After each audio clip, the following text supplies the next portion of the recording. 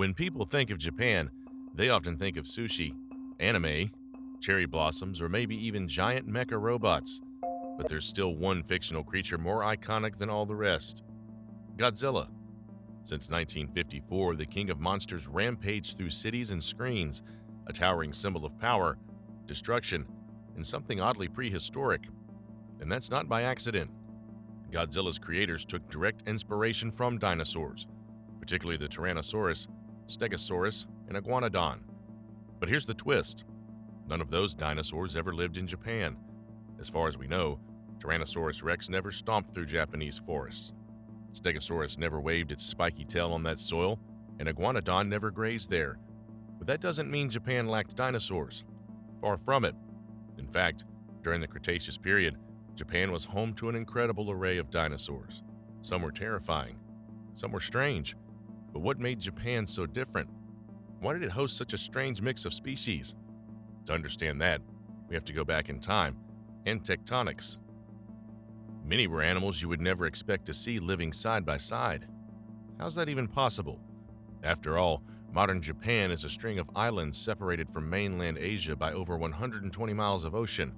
But back in the Cretaceous, that wasn't the case. Japan wasn't always an island. Due to shifting tectonic plates and fluctuating sea levels, it went through multiple identities. Sometimes part of a peninsula, sometimes a strip of land, sometimes a full archipelago. And when land connected, animals moved, dinosaurs included. Combine that with heavy volcanic activity and a climate that swung wildly between warm, humid, and cold, dry cycles, and what you get is a region bursting with biodiversity. Forests full of cycads and ferns replaced today's sakura trees. Rivers and lakes cut through lush valleys, and almost everywhere you looked, something was alive. But let's start with one of the most unexpected predators ever found in Japan: the Spinosaurid.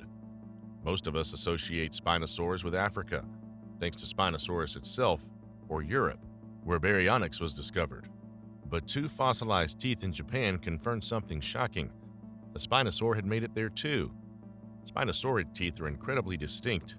They're conical, smooth, and covered in unique features called autapomorphies, traits found in no other dinosaurs. So even with just a pair of teeth, paleontologists knew what they were looking at. And the size of those teeth? Comparable to Baryonyx. That suggests a predator somewhere between 7.5 and 10 meters long, or between 24 and 33 feet, weighing around 2 tons. That's heavier than 4 adult polar bears, and it's being conservative. Like its relatives, the Japanese Spinosaur probably hunted in water, snatching fish with its long jaws. But analysis of related Spinosaurs like Siamosaurus shows something darker. Bone fragments from sauropods have been found in their teeth. Was this scavenging or hunting? Either way, it paints a disturbing picture. Massive claws, capable of slicing through flesh, paired with crushing jaws, made Spinosaurs formidable in any environment, not just in rivers. In Japan's sauropods, they weren't exactly giants. Fukui Titan and Tambati Titanus were the dominant long-necked dinosaurs of the region. Both were titanosaurs, a family usually known for enormous body sizes, but these two were on the smaller end. Estimates suggest 10 to 16 meters long, or between 33 and 52.5 feet, and up to 5 tons in weight. Still large, but not so large that a hungry Spinosaur would turn away. And those weren't the only threats. But Spinosaurs weren't alone. Japan's Cretaceous ecosystem was full of predators, some even more shocking. Fossilized teeth reveal the presence of Tyrannosaurid, not a full-blown T-Rex, but a member of the same superfamily. This was a primitive relative, and yet it was huge for its time. Its teeth were so large that paleontologists had to revise their theories on when Tyrannosaurus began growing into giants. Estimated at around 6.5 meters or 21.5 feet in length, this unnamed Tyrannosaurid was built to kill. Its teeth were designed to crush and slice through thick flesh, perfect for taking down large prey like hadrosaurs or sauropods.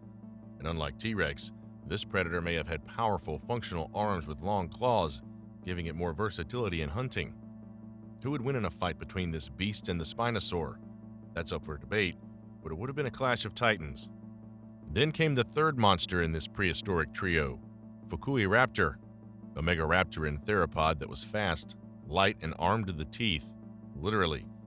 It had massive hypermobile forelimbs ending in curved claws that could grip, slash, and even lift prey. When prey got close enough, Its teeth did the rest, but these weren't ordinary teeth. Fukui raptor's teeth were a terrifying hybrid of two killer designs, Carcharodontosaurs and Tyrannosaurids, flat, blade-like, serrated with wrinkled enamel, combined with blood grooves that allowed blood to flow during bites. These grooves also prevented the teeth from sticking, and it wasn't even fully grown. The holotype, the biggest known specimen, was an immature individual. That means adults could have been even more nightmarish. Together, these three predators, Spinosaurid, Tyrannosaurid, and Megaraptoran, created a deadly landscape, and yet herbivores still flourished. One of the most dominant groups were the hadrosaurs, duck-billed dinosaurs like Koshisaurus, Fukuisaurus, and the massive Kamuisaurus, a relative of Edmontosaurus. Kamuisaurus may have rivaled sauropods in both length and mass, but even these plant-eating giants weren't safe, especially the young ones. Hadrosaurs shared their world with iguanodontids, close relatives that likely lived in the same forests and river valleys.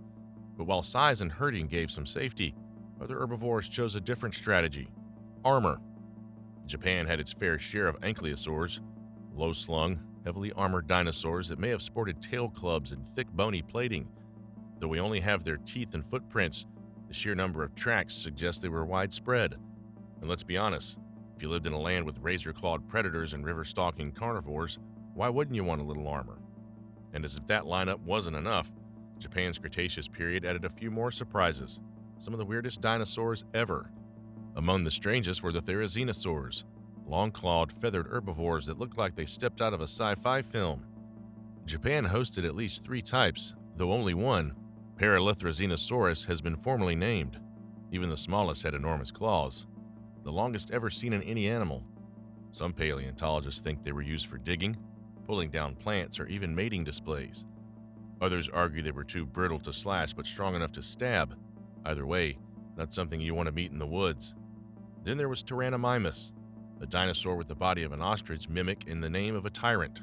Unlike its relatives, it had sharp claws and teeth that hinted at occasional carnivory. Mostly herbivorous, it probably feasted on plants but didn't say no to the occasional small animal. And how could we forget Fukuivenator? About the size of a dog, it looked like a raptor but was actually a primitive therizinosaur. Its teeth were a mix, some sharp and recurved, others blunt and spoon-shaped. This strange blend suggests a mostly herbivorous diet with a taste for insects and small vertebrates.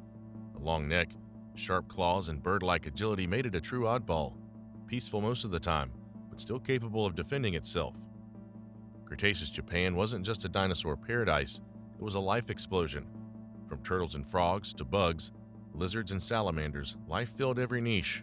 Some swamps were so dense with invertebrates, they rivaled the ancient Carboniferous period. And then there were the reptiles. Japan's wetlands teemed with charistoders, extinct croc-like creatures with gharial snouts and alligator jaws. While most were semi-aquatic, some may have been fully aquatic, spending their entire lives in water.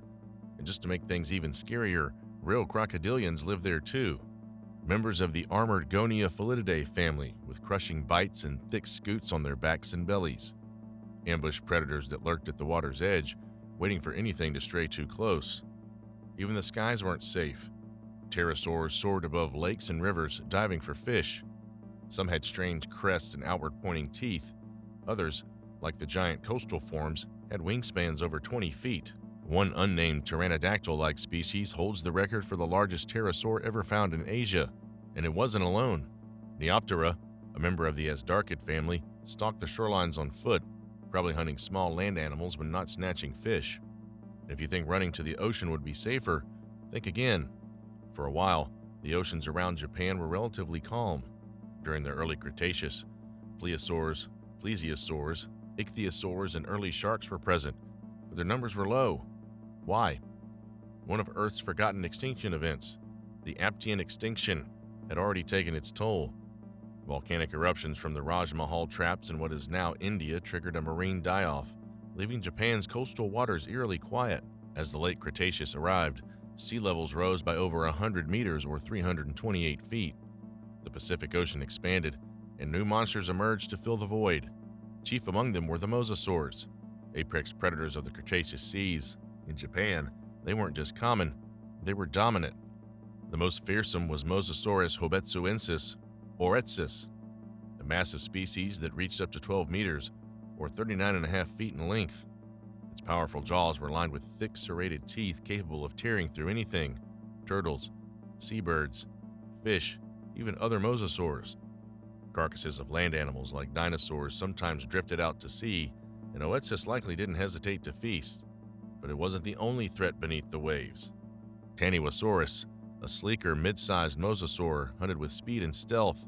Its binocular vision helped it track agile prey in open water. Phosphorosaurus, much smaller, preferred the deep. It was a poor swimmer, but that was the point. It ambushed from the darkness, using huge eyes and slender jaws to snap up squid and bioluminescent fish, much like modern lanternfish. And then there was Megaturbicus, a hydrodynamic marvel with wing-shaped flippers and hypermobile joints. It moved like a fighter jet underwater, breaking, twisting, pitching in ways no other mosasaur could. Fast-moving fish never stood a chance. All of this drew more predators from the skies. Coastal Japan became a buffet for flying reptiles and diving birds alike. Chuparornis, a flightless seabird with its webbed feet, dove to depths of 80 meters or 262 feet, but even it had to stay alert because something even stranger lurked in the waves: giant prehistoric krakens.